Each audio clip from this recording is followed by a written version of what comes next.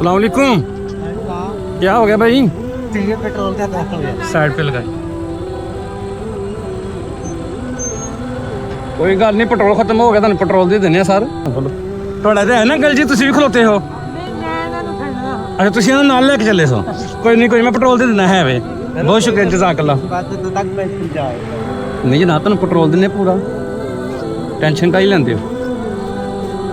Hello पाओ petrol.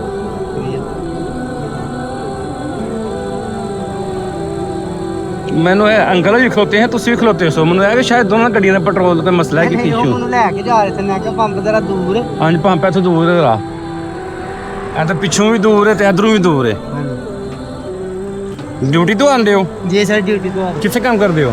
UBL bank ਦੇ ਵਿੱਚ। यूबीएल बैंक में करते? चलो सही ठीक, कोई गल नहीं कोई नहीं भाई दुआ दे बस आई थोड़ा पानी पिला देते। नहीं बड़ी मेहरबानी, बहुत शुक्रिया।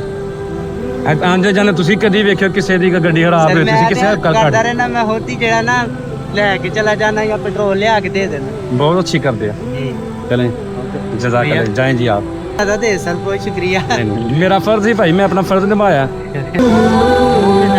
ओके अल्लाह हाफिज़।